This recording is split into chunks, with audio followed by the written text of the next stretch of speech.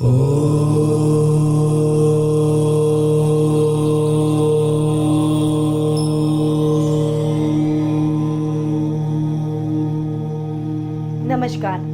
Learn astrology के छठे अध्याय में यानी 6th लेसन में आप सभी का स्वागत है। पिछले अध्याय में मैंने आपको वर्ण, तत्व, त्रिदोष और लिंग की जानकारी दी थी कि ग्रहों को इनके आधार पर किस प्रकार से बांटा गया है। आज के इस अध्याय में मैं आपको बताऊंगी कि जो 9 ग्रह होते हैं उसमें से कुछ ग्रह स्थिर रहते हैं और कुछ ग्रह चलायमान होते हैं यानी फिक्स नहीं होते। तो कौन से ग्रह चलायमान होते हैं और कौन से ग्रह स्थिर होते हैं उसकी जानकारी दे देते हैं। स्क्रीन पे जो चार्ट बना हुआ है उसे आप ध्यानपूर्वक देखें।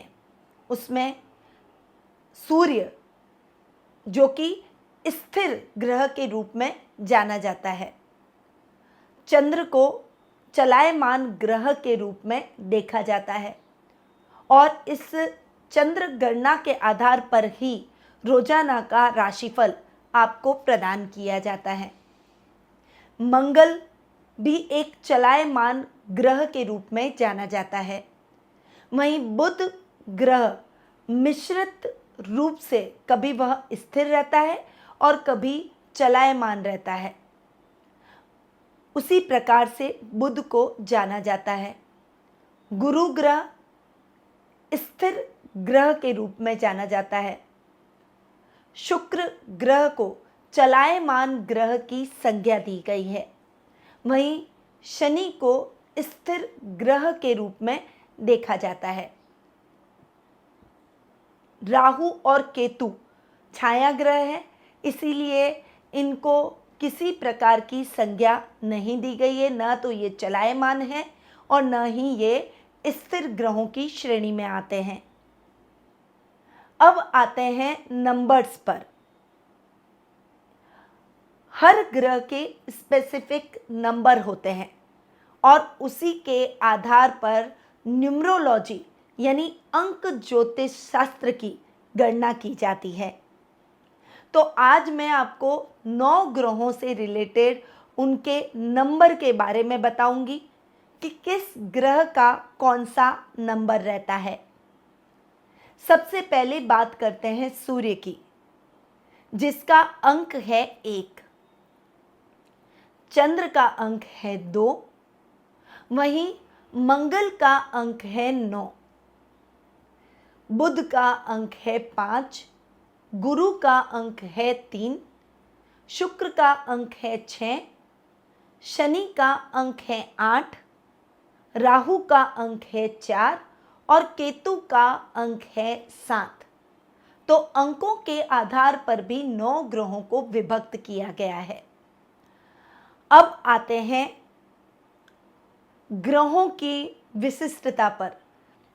ज्योतिष शास्त्र में 9 ग्रहों को दिनों के आधार पर यानी वार के आधार पर बांटा गया है और उन वार का नाम भी उन ग्रहों के आधार पर ही दिया गया है। उस दिन उन ग्रहों की पूजा आराधना से, साधना से हमें उस ग्रह की प्रबलता प्राप्त होती है और उस ग्रह से रिलेटेड दोषों से मुक्ति के उपाय भी उसी दिन करने चाहिए। सबसे पहले बात करते हैं सूर्य ग्रह की, जिसका वार है संडे यानी रविवार। चंद्र का मंडे यानी सोमवार। मंगल का ट्यूसडे यानी मंगलवार। बुध का वेडनेसडे यानी बुधवार। गुरु का थर्सडे यानी गुरुवार। शुक्र का फ्राइडे यानी शुक्रवार और शनि का सैटरडे यानी शनिवार। अब आते हैं ग्रह और पेड़ों के संबंध पर। ज्योतिष शास्त्र में हर वस्तु को ग्रहों से जोड़ा गया है। जिस प्रकार मनुष्य के अंदर पंच तत्व है और ग्रहों में भी पंच तत्व की प्रबलता रहती है। मनुष्यों को वर्णों में बांटा गया है, उसी प्रकार से ग्रहों को भी वर्णों में बांटा गया है। इसी प्रकार से जो पेड़ पौधे हैं उनके साथ भी उस ग्रह को की प्रबलता रहती है, यानी स्पेसिफिक ग्रह का संबंध स्पेसिफिक पेड़ पौधों से रहता है। सबसे पहले सूर्य की बात करें तो घर बनाने में सागवान की लकड़ी का उपयोग किया जाता है और सूर्य का संबंध सागवान के पेड़ से होता है। वहीं चंद्रमा का संबंध उन पेड़ों से होता है जो कि जूस और मिल्क निकालते हैं, यानी दूध और जूस बनाते हैं। उदाहरण स्वरूप रबड़ और कोकोनट, यानी नारियल का पेड़ और रबड़ का पेड़। मंगल ग्रह की बात करें तो जो पेड़ औषधियों के रूप में काम में लिए जाते हैं, जिनमें कड़वा स्वाद होता है, उस पर मंगल की प्रधानता होती है, जैसे नीम का पेड़। बुध ग्रह सुगंधित पेड़ों से जुड़ा हुआ होता है, जैसे चंदन का पेड़। वहीं गुरु ग्रह फलों के पेड़ों से जुड़े होते हैं, यानी जितने भी पेड़ फल वाले हैं उन पर गुरु की प्रधानता रहती है। शुक्र ग्रह फूलों के पेड़ों से संबंधित होते हैं, जहां पर जिन पेड़ों पर फूलों की प्रधानता रहती है वहां पर शुक्र का आधिपत्य होता है।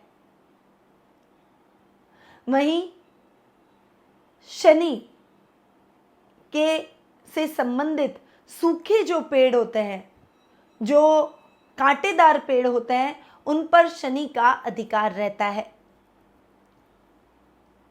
अब इन पेड़ों और ग्रहों का संबंध बहुत ही जरूरी है और बहुत ही महत्व का है, क्योंकि इन पेड़ों की देखभाल कर हम उस ग्रह के दुष्प्रभावों से बच सकते हैं और उस ग्रह के सकारात्मक प्रभाव को बढ़ा सकते हैं।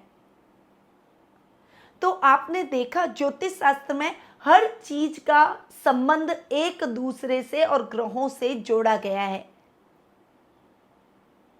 आगे जैसे जैसे मैं आपको ज्योतिष से संबंधित लेसन्स देती जाऊंगी, वैसे वैसे आपके डाउट भी क्लियर होते चले जाएंगे।